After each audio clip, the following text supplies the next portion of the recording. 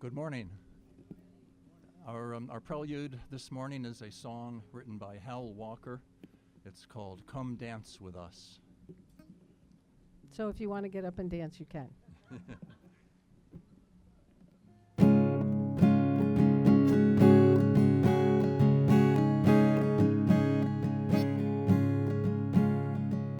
Over the many miles we have traveled on our way, over the hopes and trials we have come now to this day. Now is the time of learning, listening, building harmony. Now is the time of growing, willing, risking to be free. Come dance with us, raise hands with us, come work with us. As we move through history, come sing with us, make the bells ring with us, come love with us, and may we hold your company. Oh, you seeker, will you join us on your way? I am in you, you are in me, we welcome you this day.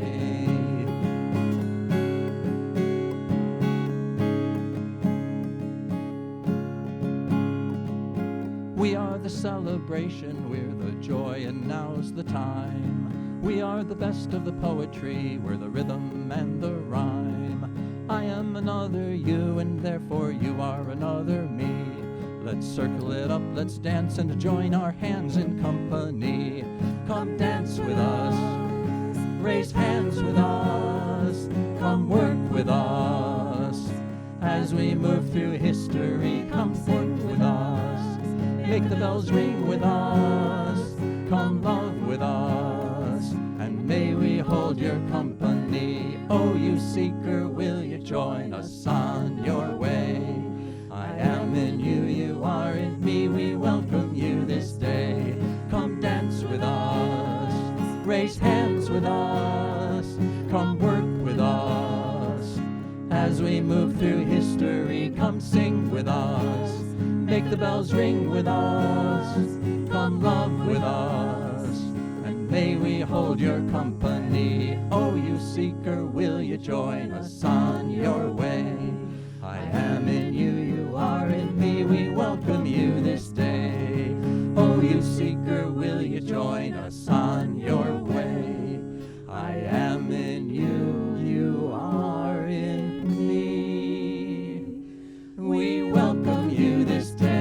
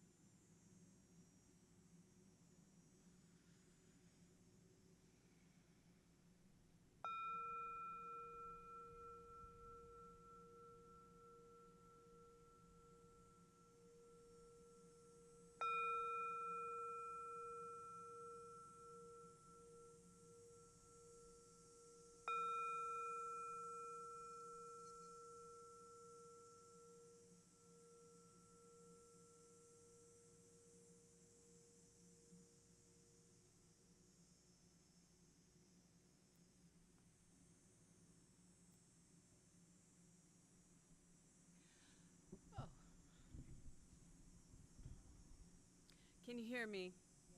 Oh, great.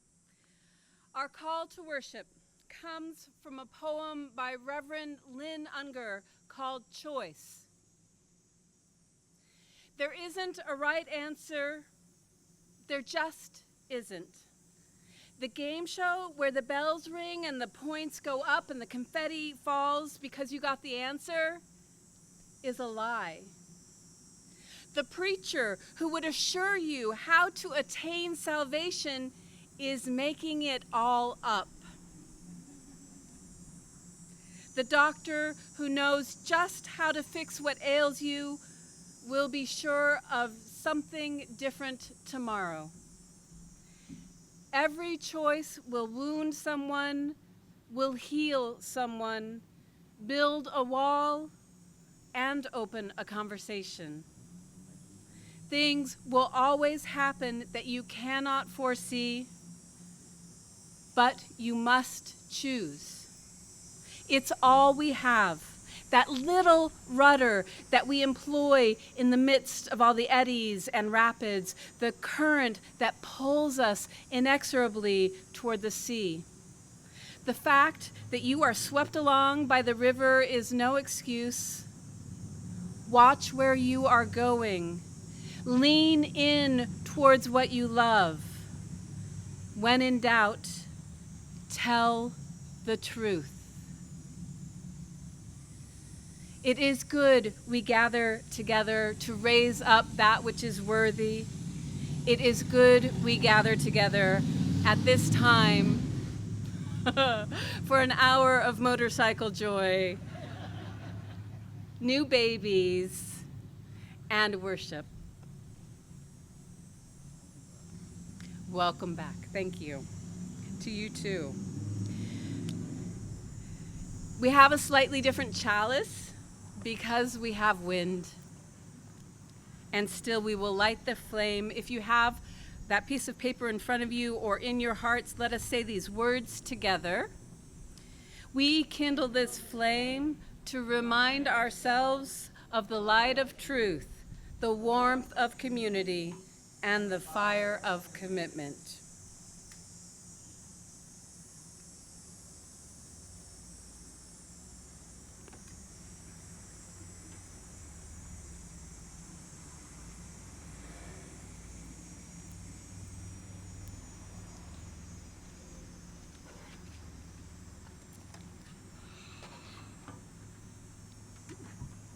Good morning. To each of you here under these beautiful trees, those of you at home, hi there. Welcome to worship at the First Unitarian Universalist Society of Burlington, Vermont, here on Sunday, August 4th, 2024. I'm Judy Brooke. I'm a member of the Worship Associate Team, and I use she, her pronouns. We are a Unitarian Universalist faith community rooted in the heart of Burlington, in the Lake Champlain watershed. These lands and waters nourish the ancestral Abenaki whose descendants are with us. We hope to be as good stewards of these lands and waters as they have been. If you'd like to follow along on the order of service, you can visit our website, uusociety.org, or click the green button that says Live Stream Service. There you'll find the order of service, as well as a button labeled New to Our Community. If you are new to our community, would you feel comfortable raising your hand so we could extend a special welcome? There. Okay.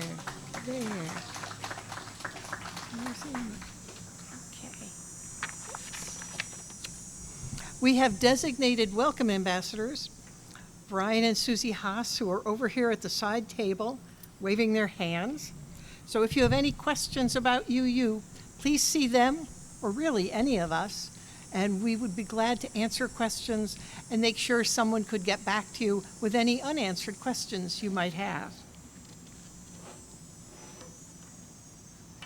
If you'd like to connect, you can fill out the New to Our Community form also on our website. If you need childcare, it's available right over there in the Memorial Garden, where we will also have our coffee hour and tea hour after the service, and we hope to see you there so you can meet some new friends, make some new friends, meet some old ones, and enjoy this beautiful day that's been given us. This religious society is guided not by a creed, but by our commitment to each other and to shared values that include justice, equity, truth, and generosity. Love is at the center of it all. We are one people of many beliefs, many origins, sexualities, genders. We're all growing, all learning, all loved. We welcome all who are welcoming. We hope you experience connection and compassion and a feeling of coming home. So friends, whatever it took for you to get here today, wherever you've come from, wherever you are, whatever burdens and joys you're carrying, you belong here. Your whole self is welcome here. So come, let us worship together.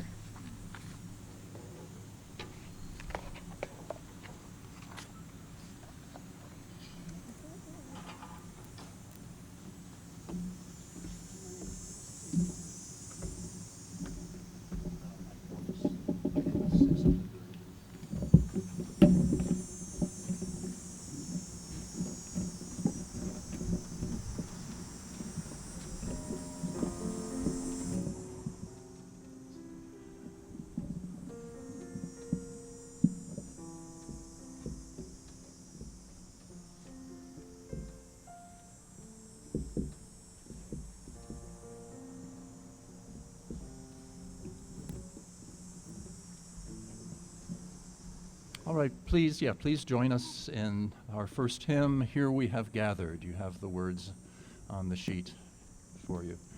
And you may rise in body or spirit. Okay.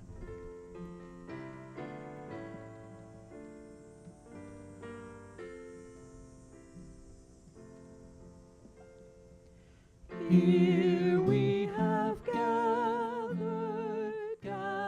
side by side, circle of kinship, come and step inside. May all who seek here find a kindly word. May all who speak here feel they have been heard. Sing now together this our heart's own song. Here we have gathered, called to celebrate days of our lifetime, matters small and great. We of all ages, women, children, men, infants and sages, sharing what we can. Sing now together this our heart's own song. Life has its battles, sorrows and regret, but in the shadows let us not forget. We who now gather know each other's pain. Kindness can heal us, as we give we gain. Sing now in friendship this our heart's own song. Thank you.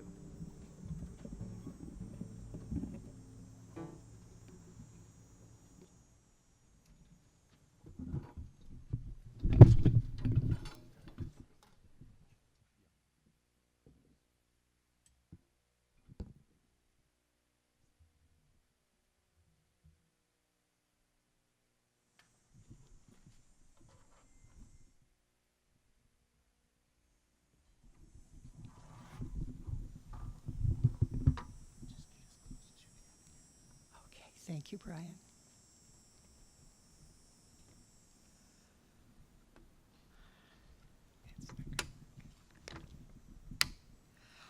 Our reading today comes from the Buddhist scholar deep ecology student and founder of The Work That Reconnects, Joanna Macy, whom Rev. Karen names as one of her most significant influences. Joanna says she first learned this prophecy in the early 1960s when she was living in India. She learned it from an exiled Tibetan tulku, or wise one, who became her teacher. His name is Drugu Chogyal Rinpoche. While there are many references to the mythical kingdom of Shambhala, this parable is largely attributed to Joanna Macy. We invite you to listen to it with your moral imagination on high and your skepticism on low, accepting it not as something factual, but as something that rings with truth. There comes a time when the existence of all life on Earth is threatened. Barbarian powers have arisen. They spend their wealth in preparations to seize all control and, if necessary, annihilate each other. They hold weapons of unfathomable devastation and technologies that lay waste the world. It is now, when the future of all beings hangs by the frailest of threads, that the kingdom of Shambhala emerges. It is not an actual place. It exists in the hearts and minds of those long known as Shambhala warriors, though they may not know themselves by this name or role. There is no way to recognize a Shambhala warrior. There's no uniform or insignia. They have no land of their own, always moving on the terrain of the barbarians themselves. Great courage is required of the Shambhala warriors, for they must go into the very heart of the barbarian power and dismantle their weapons. The origin of these weapons is not some all-powerful deity. These courageous warriors know that they can disarm these weapons because they are made by human hands and human minds. The Shambhala warrior trains in the use of two implements: compassion and insight. The first one, compassion, provides fuel and momentum to act on behalf of other beings. When you practice and become unafraid to be with that pain, then nothing can stop you. You can become what you're meant to be, and you can do what you're meant to do. Yet, by itself, it can burn out even the fiercest protector. So the second implement is necessary: insight into the interdependent web of all creation. This helps the Shambhala warrior to see that the battle is not between good people and bad people, for the line between good and evil runs through the landscape of every human heart. We realize that we are interconnected. However, insight alone is insufficient. It can seem too cool, too abstract. It's like knowing information, but not being moved to act based upon it. We need the heat of compassion and its openness to the world's pain to combine with insight. This is what forms the basis of wisdom, and out of which even the smallest act, with clear intention, has repercussions through the whole web beyond your capacity to perceive.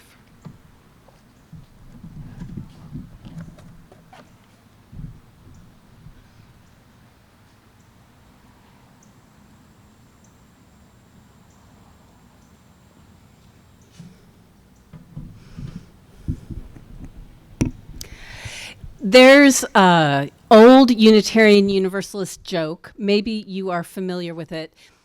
There are two doors. There's only one door behind me, but imagine that there are two doors. And over each of them are signs. And through one of these doors, people are streaming. It's just very attractive to a lot of Unitarian Universalists. And the other door, there's a few people who are going in, but it's not particularly popular. So on the one that has few people, the sign says heaven. And the sign over the one that has drawn a lot of Unitarian Universalist attention, discussion about heaven.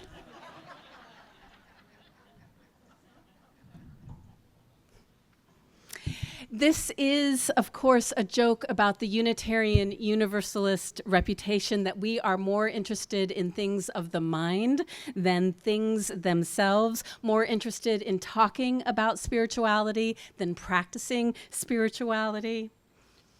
And as a joke, I would say that over the past years or decades, it's become actually less accurate, but there is still an unfortunate kernel of truth about our culture. Also, part of this joke is the binary choice, 2 doors. And it is perhaps a false choice, but I think the illustration serves a purpose. We must choose, and when we choose, there are consequences for what we choose. In this case, we can only enter 1 door, and in doing so, we reveal our values. We reveal what we consider worthy of our attention, right? That definition of worship comes from an Old English word, worthship. Ralph Waldo Emerson, the 19th century Unitarian minister for a hot minute, and then he's like, no, thank you. Father of American transcendentalism once wrote this: a person will worship something, have no doubt about that.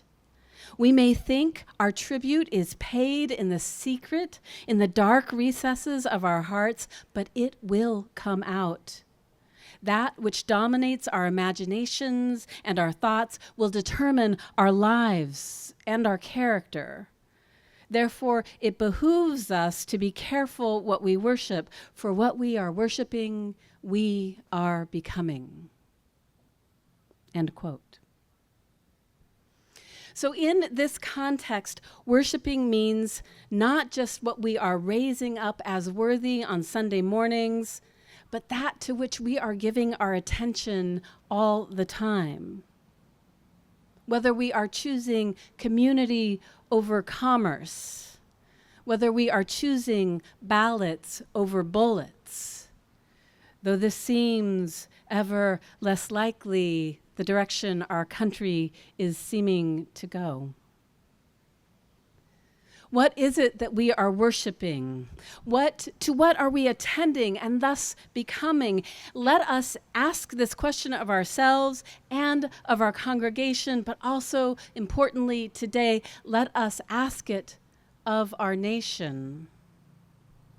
And if we were to flip the concept on its head, given what our nation seems to be becoming, what can we deduce that we, perhaps not you or I, but we as a nation, what are we worshiping? Either in the dark recesses of our hearts or flagrantly out in the open.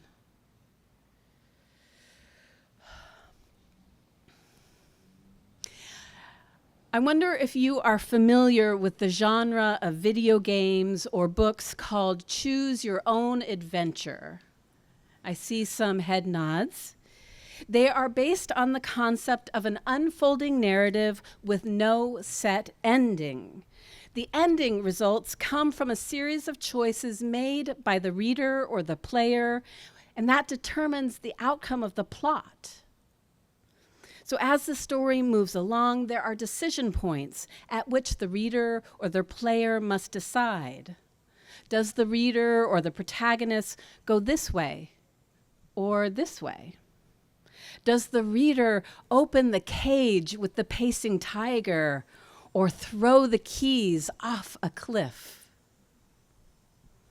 I hope you have enough of the concept because it's relevant about what I want to talk to you today, about the so-called adventure facing our nation, and the elongated decision point we are approaching, or the multiple decision points we are in the midst of with the upcoming presidential election and beyond.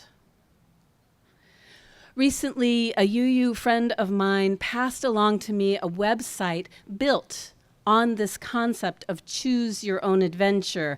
But the word adventure is a bit irreverent because adventure seems to imply fun, but this website's focus is on the outcome of the upcoming election. And though the whole election cycle, and especially the summer, has been a roller coaster, I wouldn't call it a fun one. And it's not over yet. So I'm not sure how we can call it an adventure without our tongue in our cheek. Now, I have another important note, not really a side note before I go further, but important given that we are in a season of high intensity electioneering, important because as a religious institution, we are bound by a rule that protects our nonprofit status. And you will see every so often our amazing director of operations posting a reminder to all of us that we cannot host activity either on our physical campus or any of our virtual spaces that support any one specific candidate over another, right? We've seen these posts. We remember this, or we know this now. So we can oppose or support causes, but not specific candidates, locally, statewide, nationally, all of that. I have concluded that this sermon, specifically preaching about this website, does not violate these rules handed to churches by the Internal Revenue Service. So I'm just going to say that out loud in case you get confused. I will say it, I am not advocating for any particular candidate. That is far too small of a thing. I am preaching for the health and survival of the American democratic experiment.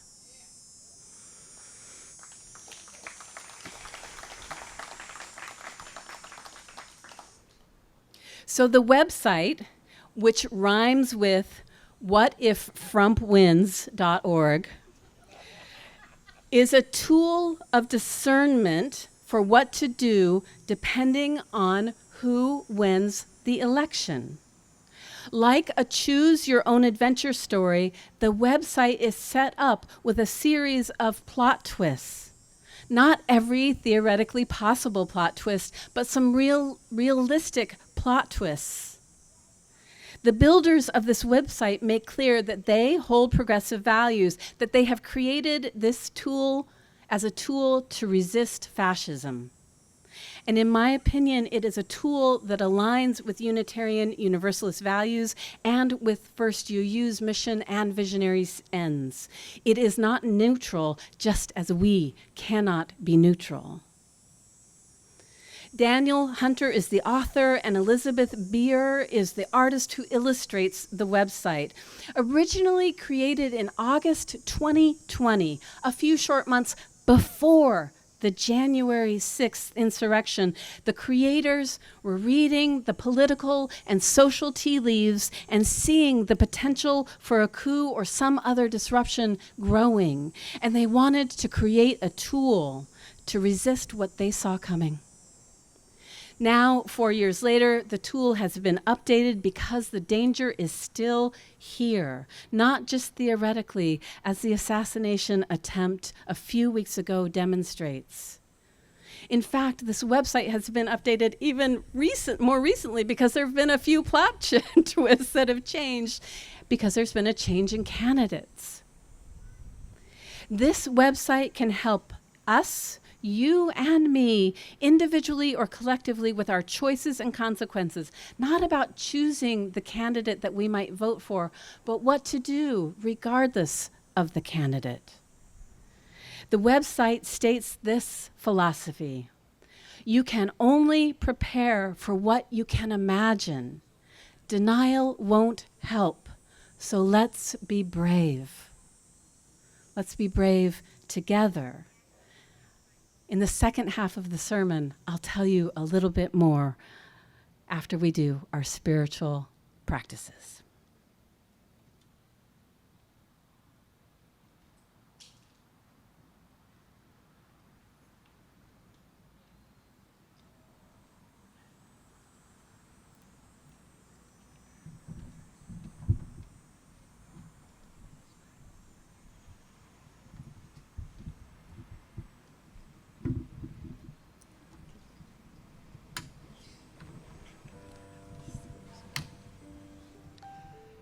Spiritual practices come in many forms within our Sunday service.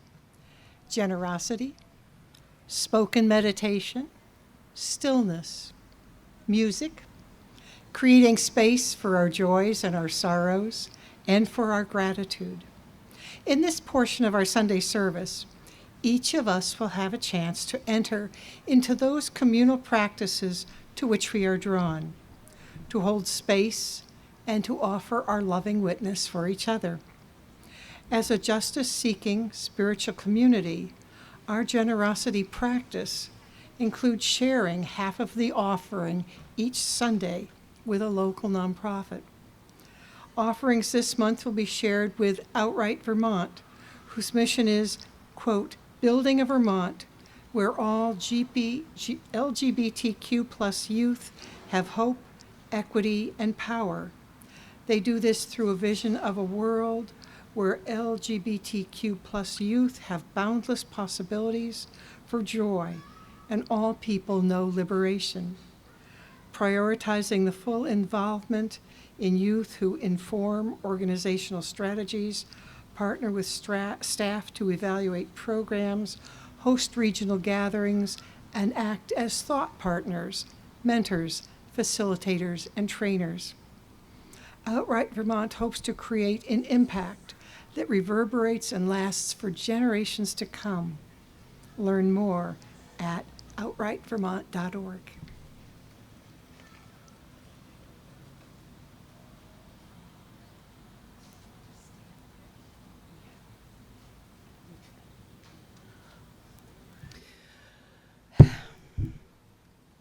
I'm going to pray a little differently today than I often do, and I hope you will stay with me. I'm going to pray a little differently today than I usually do, for I'm going to speak a prayer that was given a few days ago by the president of the Unitarian Universalist Association of Congregations, the Reverend Dr. Sophia Betancourt. I'm going to pray a little different today, sharing these words she spoke on the steps of the U.S. Supreme Court in the good company of a multi-faith coalition of clergy who call on the nation to commit to an election season grounded in truth, justice, love, and equity. So I ask you, since we will not have a time of silence before we do our stone ritual, that you take a breath that grounds you now, finding a posture of dignity right for your body, right for your heart, mind space, as I speak these words of Reverend Sophia.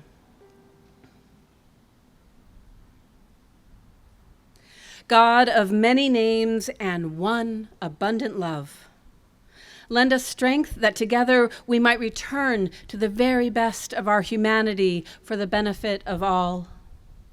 In this season of prayer, we come together as an act of moral witness for this nation and for its people.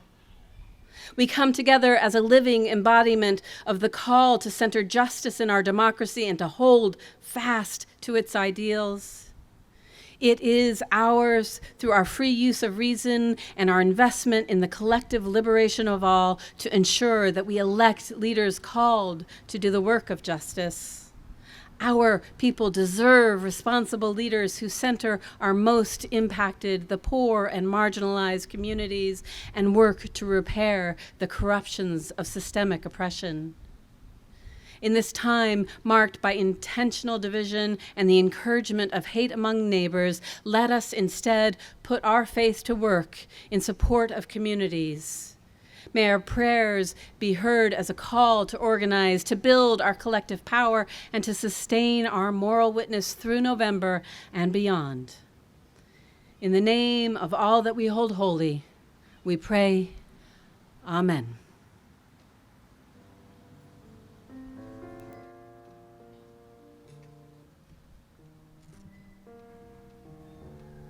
When the music plays in just a moment, we invite you to come forward to silently mark a joy, a sorrow, a gratitude by moving a stone from one of the bowls onto the table, creating a representation of our shared life at this moment.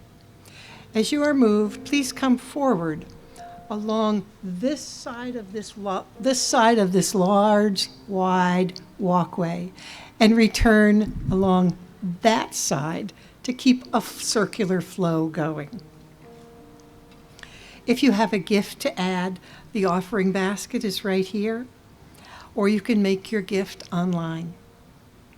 If you are at home or want to remain seated, we invite you to lean into the music as an opportunity for stillness and centering as it makes sense to you.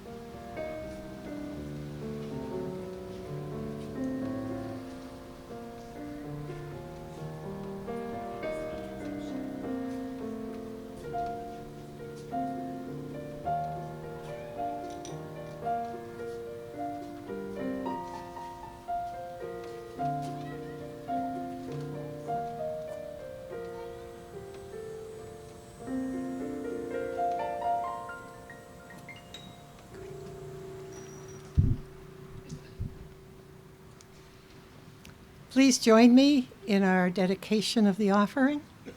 With gratitude, we dedicate these gifts in the service of our mission to inspire spiritual growth, care for each other, seek truth, and act for justice.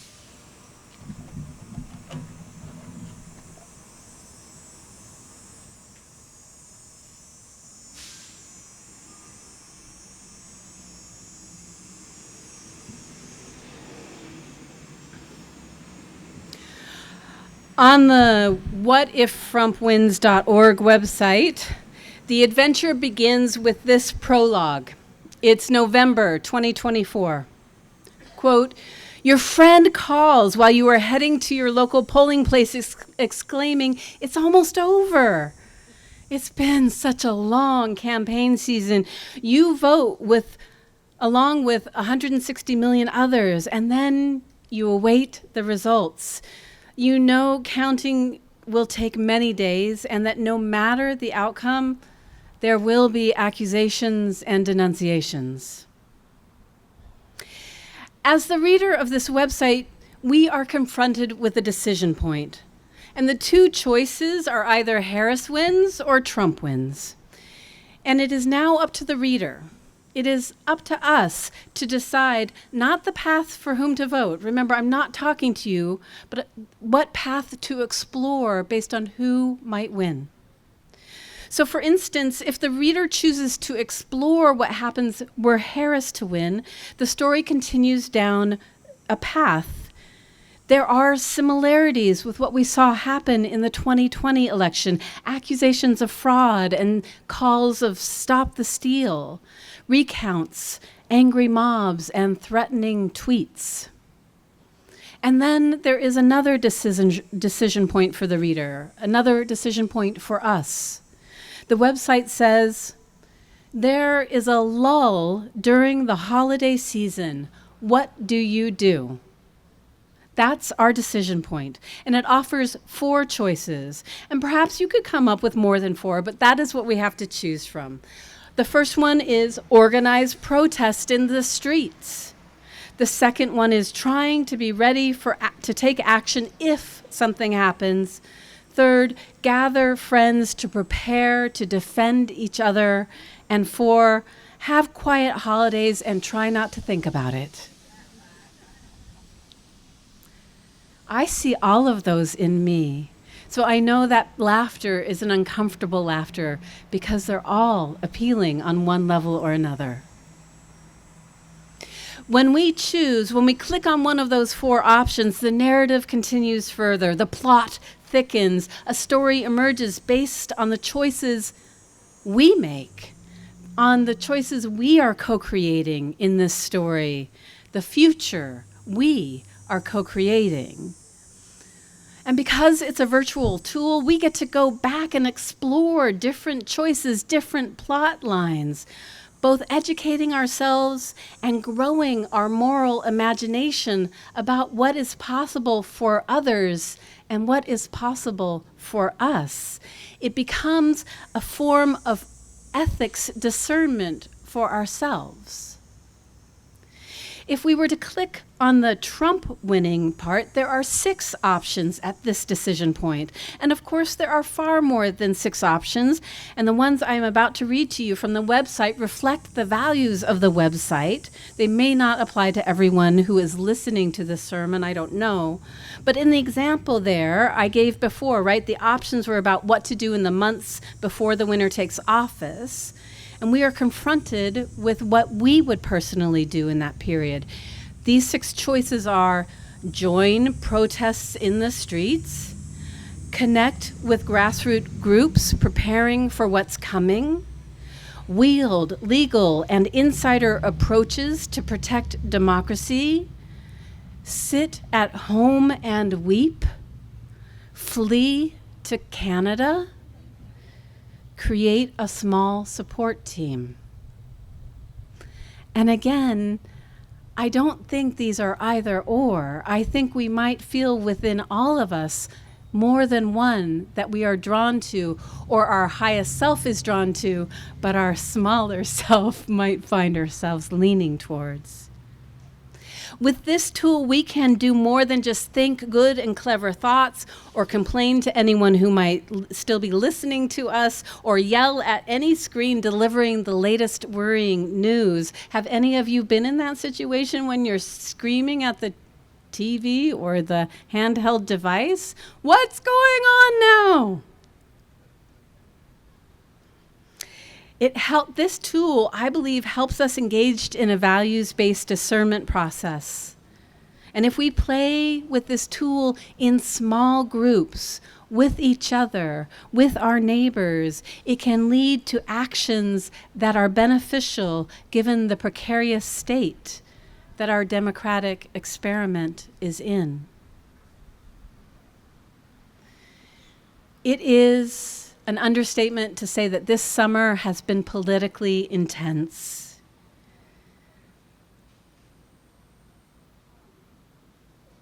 There have been so many reasons to stop calling this nation a democracy and to be reminded that it is a democratic experiment and probably always has been, not as solid as perhaps we were raised to believe. That is certainly true for me. I've taken it as a new practice to use that phrase, the democratic experiment, to remind myself that it's only as solid as we make it.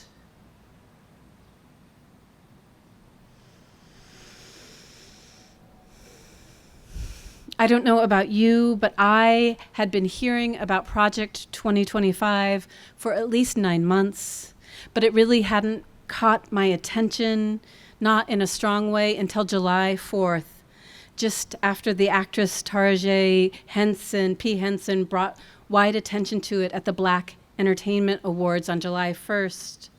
She said, "Look it up," and all of a sudden it became trending on Google. And that's when it seemed that everywhere, at least in my world and certainly on my social media thread, everyone was talking about Project 2025. And then just a few days before the assassination attempt, the social media posts about it, in my feed at least, petered out. So maybe not everyone does know about it. In fact, I went to a webinar this summer, maybe some of you were on it. It had the historian Heather Richardson Cox, and she said that actually 70% of the American public doesn't know what Project 2025 is. So I don't want to assume that you know what it is either. So this is my brief summation, and also, like the actress, I want to say, go ahead and Google it as well. Project 2025 is an extensive set of documents created by the conservative think tank, the Heritage Foundation, and its purpose is to make the shift into power easier and more efficient for the next conservative president.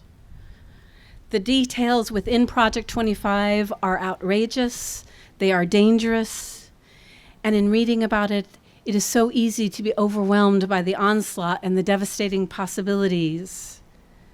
And while this is not the official Republican platform, the people at the Heritage Foundation, along with 100 other conservative groups who are part of this 4-pillar approach, are doing everything they can to insinuate themselves not only into the policy structure of the next conservative president, but into the selection of federal personnel who would be only loyal to the president.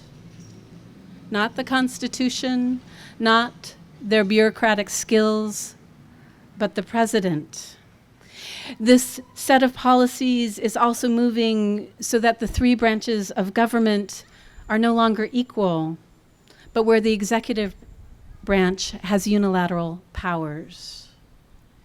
Dangerous, devastating, real, and possibly our future. As Unitarian Universalists, we are not a people who believe in predestination. That is reserved for some other religion. We believe that we have not only the ability to influence the future, but the responsibility to do so. We believe that transformation for the moral good, for collective liberation is possible, but it requires our participation. So that's perhaps why I was drawn to this choose your own adventure concept. The narrative conceit is one that resonates with our theology, that affirms that revelation is not sealed, it's not done, and it never will be, and that there is always the possibility of change or transformation, but it is not guaranteed, and it is up to us. There are choices to be made. That is actually the wrong syntax, isn't it? We have to make choices. And after using this website as a tool of education for my discernment, my own growing and evolving my ethical process, making this choice and then that on the website, these are the words that I encountered in one of my adventures that concluded this in this way: you survived the transfer of power, but you could have been more efficient.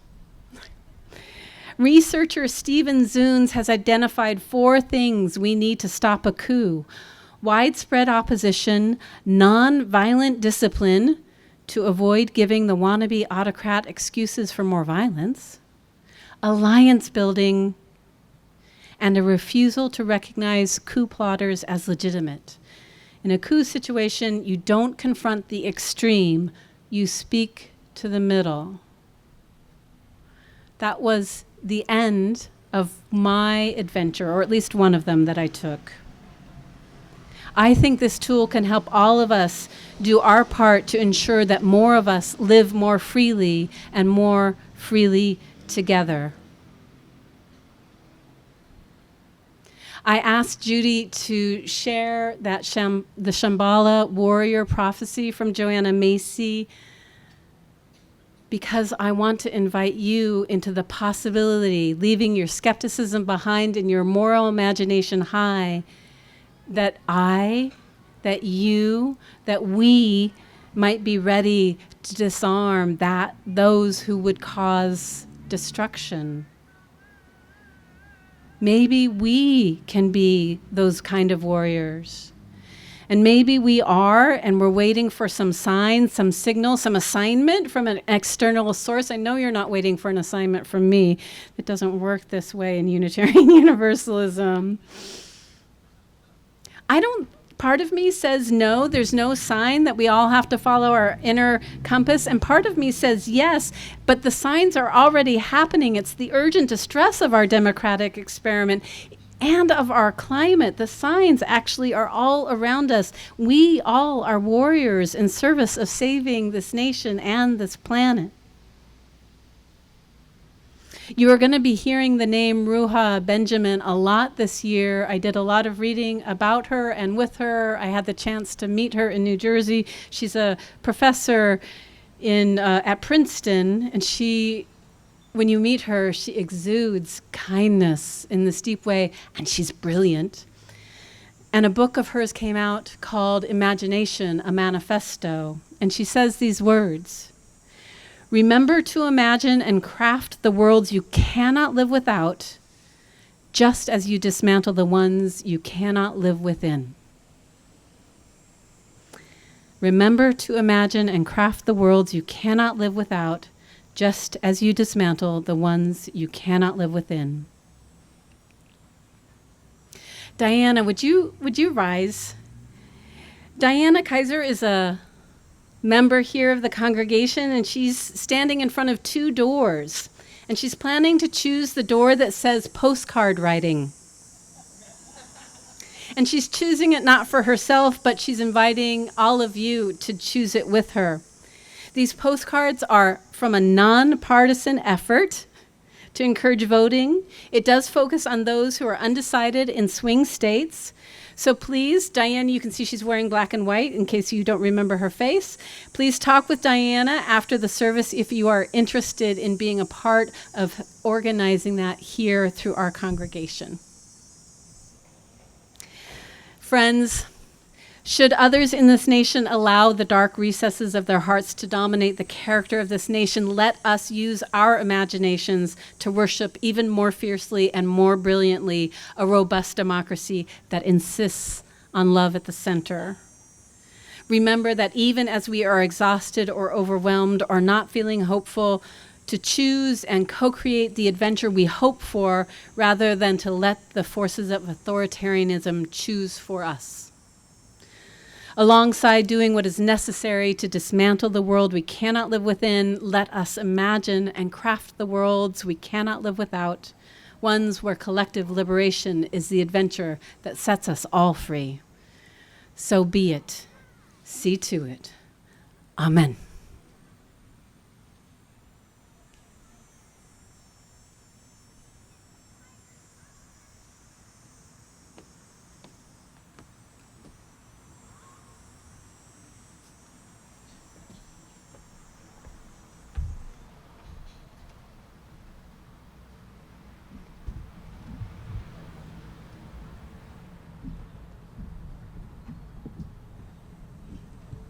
You have the words to a kind of a chant. It's called Circle Round for Freedom. Thank you, Karen. I'm going to sing it through once, just so you get the gist of it. And then I would love to have you all sing with us. Herb's going to play the auto harp. And once we really get established, so sing out, I might do one of the harmonies that you can't see that are in the music.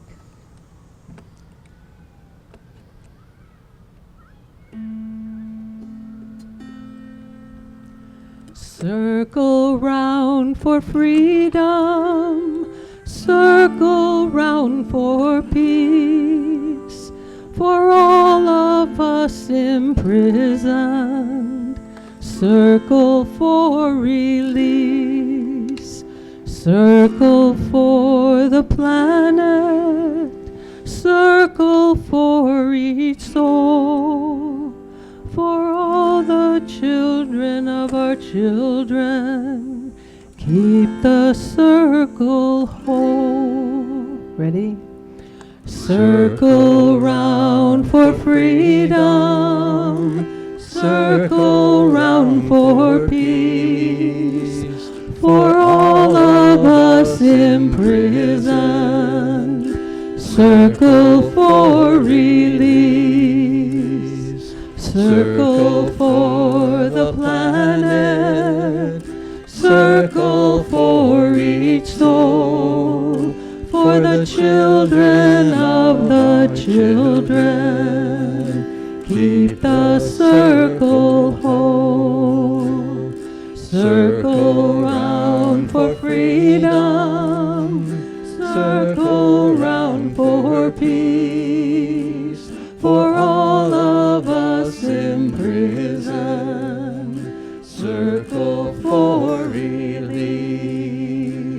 circle for the planet, circle for each soul, for the children of the children, keep the circle whole. Circle round for freedom, circle round for peace, for all of us imprisoned, circle for release, circle for the planet, circle for each soul, for the children of our children, keep the circle whole.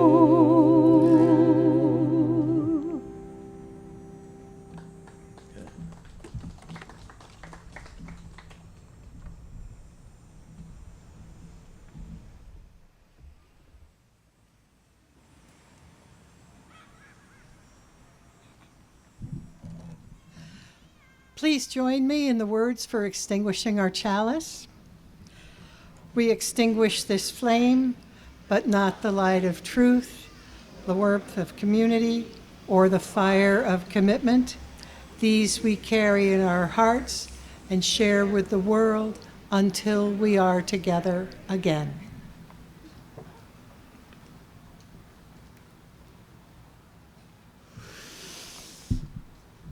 May you know the blessing you already are. May you sense the blessing you yet may be. And may we all go out and be a blessing in the world.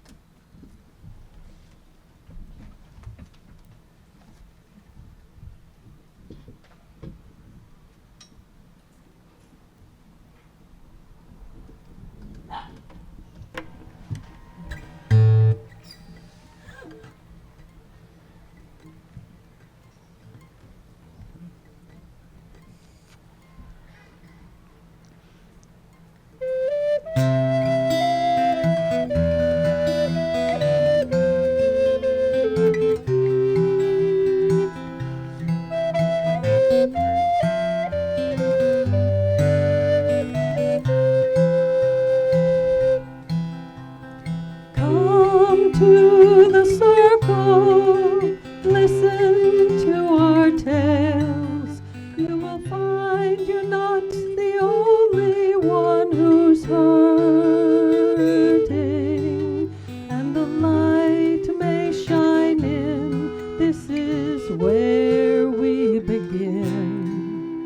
The magic work of our healing.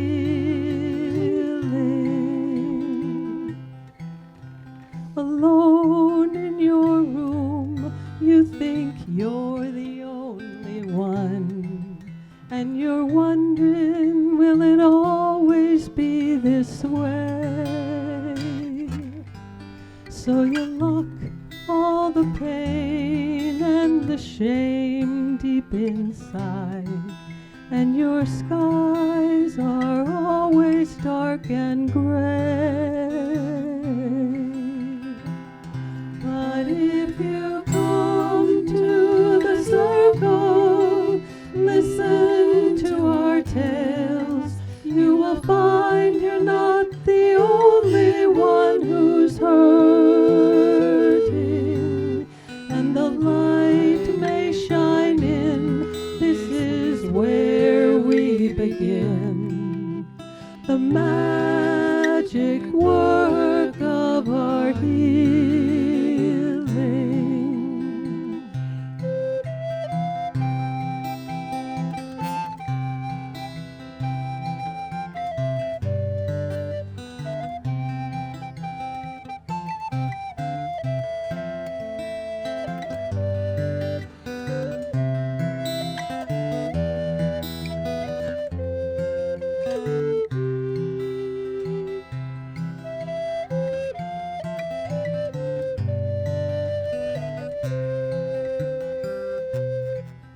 You are not unimportant.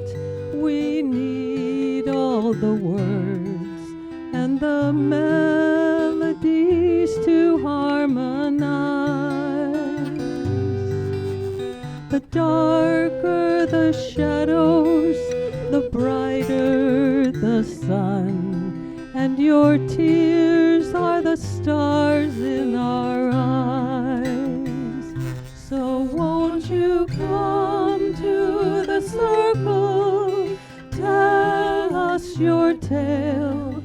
You will find you're not the only one who's hurting, and the light will shine in. This is where we begin. The magic work of our healing. So won't you come to the circle, tell us your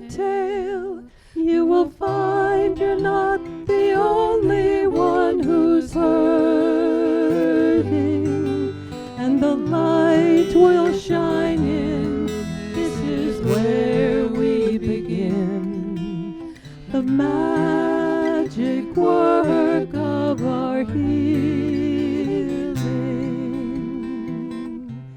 the magic work of our healing.